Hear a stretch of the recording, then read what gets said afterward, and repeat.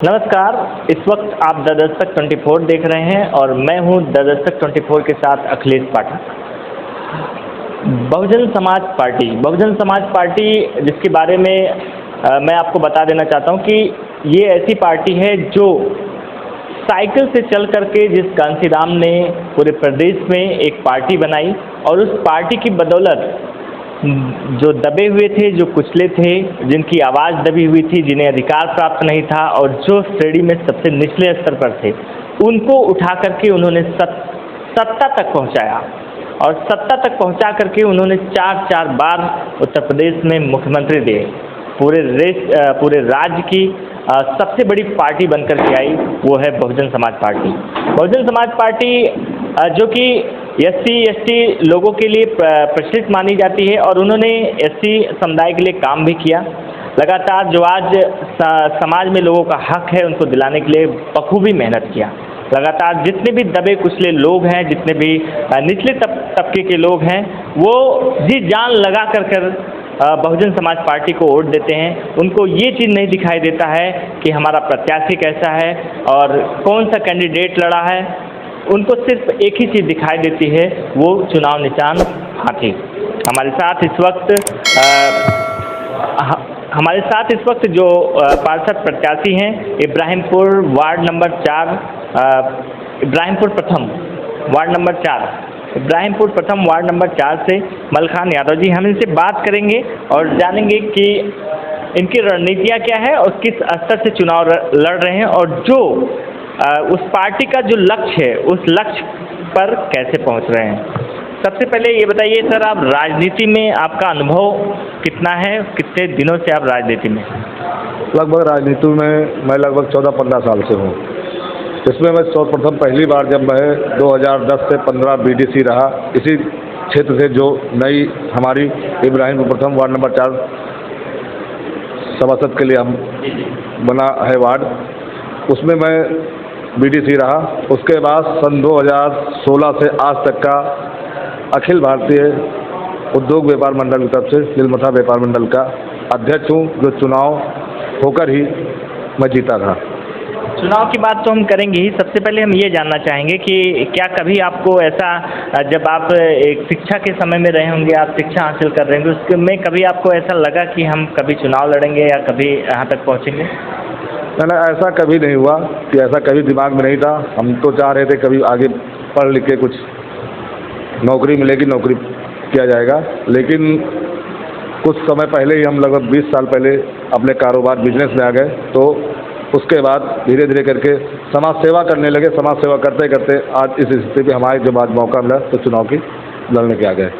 अच्छा, बहुजन समाज पार्टी आपने चुनी, बहुत सारी पार्टियां हैं उत्तर प्रदेश में, तो बहुजन समाज पार्टी चुनने का लक्ष्य क्या था? क्या इसमें क्या आपको कुछ खास लगा? देखिए, हमारी पार्टी में, बहुजन समाज पार्टी में बहन सुश्री मायावती जी का और मान्यवर काशीराम जी का बड़ा योगदान रहा। जो पिछड़े, दलित, सामान्य वर्ग, SC/ST सबको लेके चलने वाली एकमात्र पार्टी है। लोग कहते हैं कि व्यक्तिगत ये पार्टी है, लेकिन ऐसा कुछ नहीं है। हमारी पार्टी सब समाज को लेके चलती है और हमारा नारा भी था सर्वजन हिताय सर्वजन सुखाय। तो हमारी पार्टी में सबको सम्मान मिलता है और हम लोग बीच में कंटिन्यू संघर्ष करते हैं और हमारी पार्टी में ही लोग लीडर बनते हैं, लीडर बन के ऊपर तक जाते हैं। ऐसा आपने देखा होगा जितनी पार्टियां हैं, हमारी पार्टी से लोग निकल के दूसरी पार्टी में गए, लेकिन लीडर बने बहुजन समाज पार्टी में ही। अच्छा, ये जो पार्षद का चुनाव है नगर निकाय का, तो इसमें कुछ नया आपको सीखने को मिल रहा है क्षेत्र में जा करके जनता के बीच?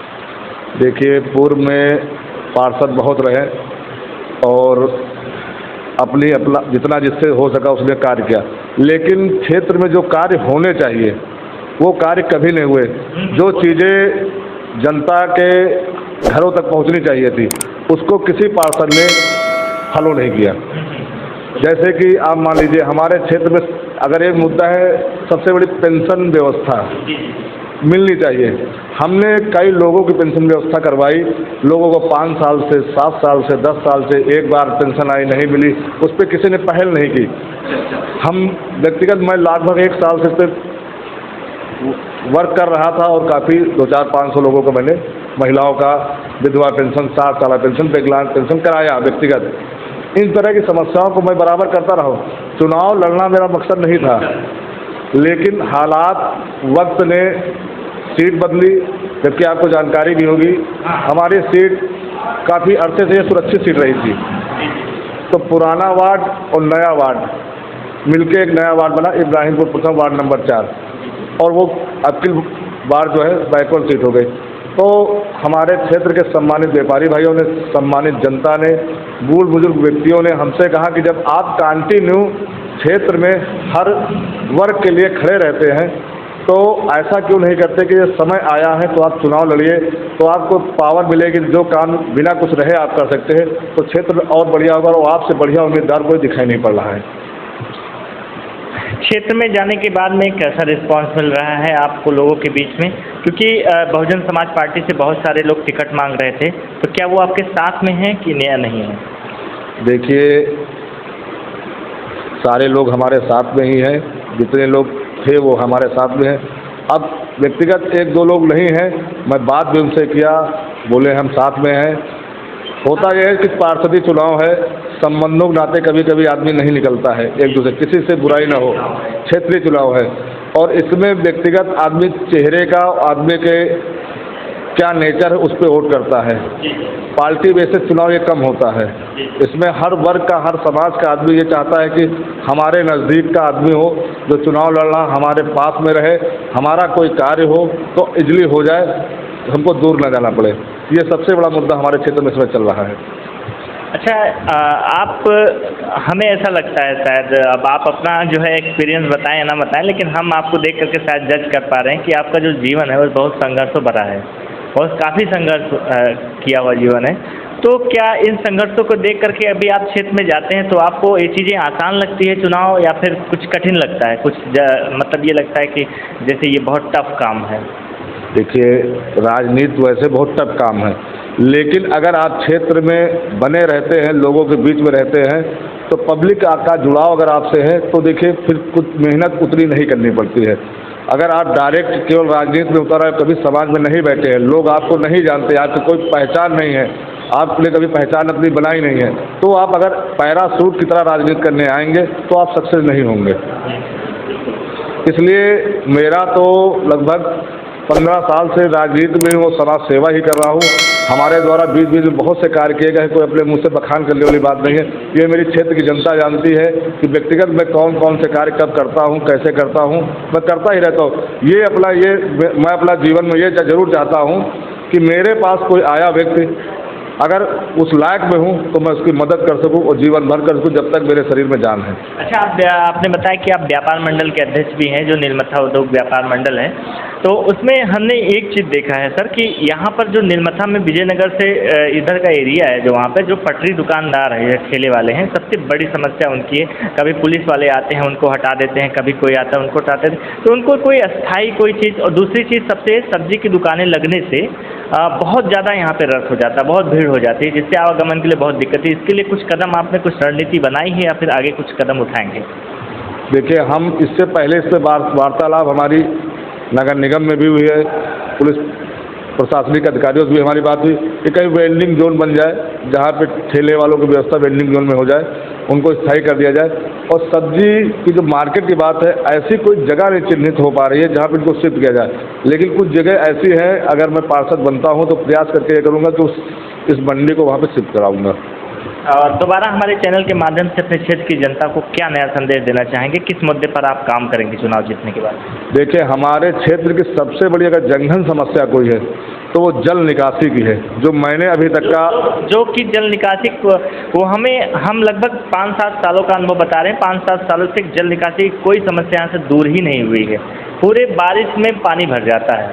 मैं ये पूरा चीज़ देखा हूँ यहाँ पर कि पूरे नीलमथा, पूरे विजयनगर, पूरा एरिया में देखता हूँ, काफ़ी क्षेत्र में घूमता हूँ, बारिश आते ही पूरे क्षेत्र में पानी भर जाता है। ये समस्या सबसे बड़ी है।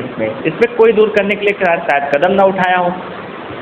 देखिए, ये बहुत बड़ा चैलेंज है एक सभासद प्रत्याशी होने के नाते, ये जबकि ये स्तर तो माननीय लोगों का है, ऊपर बैठे जो हमारे माननीय विधायक जी लोग हैं उनका है, लेकिन व्यक्तिगत मैंने इस बीड़ा को उठाया है और मेरा प्रयास है कि मैं इसमें सफल होऊंगा। सबसे बड़ा मुद्दा मैंने जो उठाया है क्षेत्र के जल निकासी का ही होगा सर्वप्रथम मेरा, क्योंकि अगर जल निकासी की समस्या का निदान हो जाता है तो मेरा अपना व्यक्तिगत मानना है कि क्षेत्र का लगभग 50% समस्या खत्म हो जाएगी। तो ये मेरे लिए चैलेंज भी होगा और मैं इसको पूरा 100% खरा उतरने का प्रयास करूंगा कि किसी तरह से भी कोई पॉइंट एक उठा के कि सारा पानी एक जगह एक नाले में एकत्रित होकर निकल जाए, इस पर मैं विचार भी कर रहा हूँ और मैं देख भी रहा हूँ। पूरा क्षेत्र मेरे से कहीं अछूता नहीं है कि मैं कहीं पहुँचा नहीं हूँ। एक एक गली, एक एक मोहल्ले, एक एक सड़क मेरी घूमी हुई है और मैं घूम रहा हूँ कंटिन्यू और देख रहा हूँ कि सबसे बड़ी अगर समस्या है, अगर एक परिवार बगल के परिवार से लड़ाई केवल होती है तो केवल वो पानी की निकासी को लेकर, और इस पर मैं अपना